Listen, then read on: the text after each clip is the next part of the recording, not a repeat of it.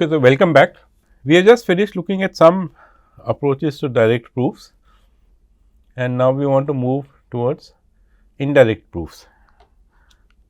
So, by indirect proofs we mean that it is not indirect proofs, we started with the facts and used rules of inference and moved towards a goal. Indirect proofs are more roundabout ways of doing things. Now, if you remember the SAT problem, we have spoken about it. It says that find a satisfying valuation for a formula. Any valuation for a formula, what is a valuation? Basically, the atomic sentences are given values. P is true, Q is false, R is true, and so on. Any valuation is called an interpretation. And in that interpretation, P is true, Q is false, and R is true, and so on. An interpretation that makes the formula true is called a model for the formula essentially.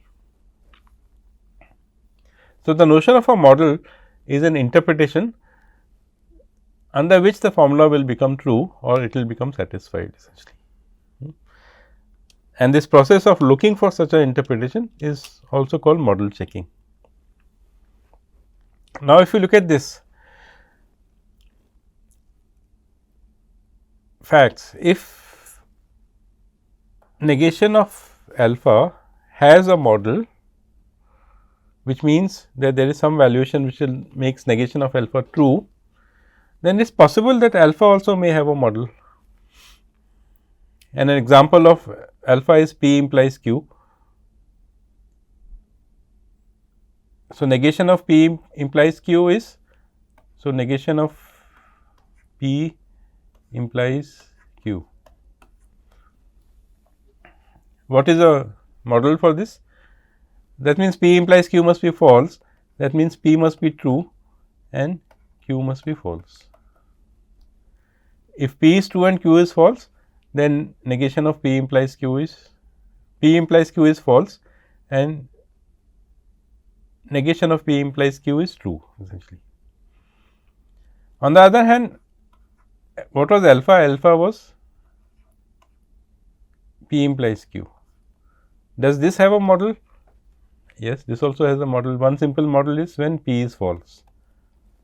When P is false, this whole formula becomes true, and whatever is the value of Q, then this is a model essentially. So, we have a model for P implies Q, we also have a model for not P implies not Q. So, if not alpha has a model, then alpha may or may not have a model, but if not alpha does not have a model, which means it is unsatisfiable. Remember that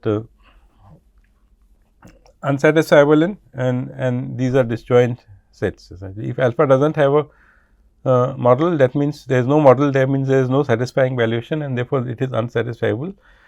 And if not alpha is unsatisfiable, we had said that there is a one-to-one correspondence between unsatisfiable formulas and tautologies. So, if not alpha is unsatisfiable, then alpha must be a tautology. So, here is one another way of trying to show that alpha is a tautology, and the way is look for a model for not alpha. If you cannot find a model, then you can conclude that alpha is a tautology, and that is the approach that we will investigate now. So, to establish that alpha is a tautology, look for a model for not alpha. So, here are some examples that if you want to look for a model, if you want to show that modus ponens or the implication on which modus ponens is based is a tautology, then that is the implication. P and P implies Q, the whole thing implies Q, that is we want to show that that is a tautology. To show that that is a tautology, we try to show that it is false, which is another way of saying that you add this negation here and now try to make it true. So, you add that negation. So, if this is alpha and then we have taken not alpha and we are trying to say that okay, let us see how not alpha can be true, let us find a valuation which is a model for not alpha. Now, if not alpha is true, we have seen that in the top here we said that if the negation of an implication is true, then the consequent must be false and the antecedents must be true essentially. So, the consequent must be false. So, q must be false, and therefore, the antecedent which is p and p implies q must be true. So, q must be false, but p and p implies false. Why false? Because q is false, must be true. How can we make p and p implies false true? Definitely p must be true. So, this is what we have said here. If p is true, then we have true implies false, but that true implies false is not true, it is false, and therefore, we can't find a satisfying valuation for not of alpha, which is not of the whole formula that we were looking for, and therefore, that original formula which is p and p implies q is a tautology. So, of course, we have shown that it is a tautology in earlier also, and this is another way of showing the case. So, this is an example of proof by contradiction essentially. To show that the negation of a implication, go back to the reduction theorem. If alpha 1 is given to you, alpha 2 is given to you and alpha n is given to you, and you want to show beta, it is equivalent to showing that this thing which I have underlined in the red, this formula alpha 1 and alpha 2 and alpha up to alpha n implies beta is unsatisfiable or is a tautology, which means that if you when you add the negation, then it becomes unsatisfiable, and we want to show that the negation of a tautology is unsatisfiable essentially. Incidentally, you would have noticed that we have kind of ignored some brackets here. Ideally, we should say alpha 1 and alpha 2, the whole thing, and alpha 3, because the and is a binary connective, but we will take such liberties with formulas, especially with things like and or. A whole set of them can be written in one sequence essentially. Now, what we are trying to say, so we want to show that this formula is unsatisfiable. By this formula, I mean the whole formula which begins with the negation and this alpha 1 and alpha 2 and the whole thing implies beta. One way to show that this is unsatisfiable or it is equivalent to show that is that if you apply the rules of substitution that we had seen, is that we can replace this implication by adding a negation here and by adding a disjunction here essentially. And then we can push this negation inside and then we will get back this and this. So, just work this out and see that this formula is equivalent to this formula here.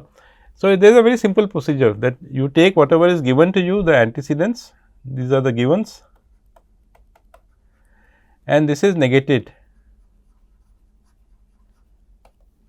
Goal, I will write the word goal here or negated conclusion, whatever you want to see. So, negate the goal and add it to the premises, and if you can show that that is unsatisfiable, then it is equivalent to showing that the original formula was unsatisfiable, and therefore, the negation of that was this thing. So, this is a formula that I have written here, that if this is unsatisfiable, then so is the original formula, which was like this, but the original formula has an extra not. So, the negation of that is a tautology, which is this part here, and this part is by the reduction theorem what we were trying to show is a tautology. So, proof by proof by contradiction is a way in which you take whatever is the conclusion that you want to show, negate it and add it to what is the set of premises, and then show that it is unsatisfiable, which means the original formula would be satisfiable. So, we want to look at this method called the tableau method, and let us do that in the next video, because it will take about 15-20 minutes. So, think about this idea of proof by contradiction. If you are given A, B, C, D and you want to conclude E, proof by contradiction says that what you can do is you can have A and B and C and D and add negation of E. E is what you wanted to show, add negation of E to that and show that this cannot be true, that this does not have a model. Look for a model, and if you fail to find a model, then you can conclude that what you wanted to show was true.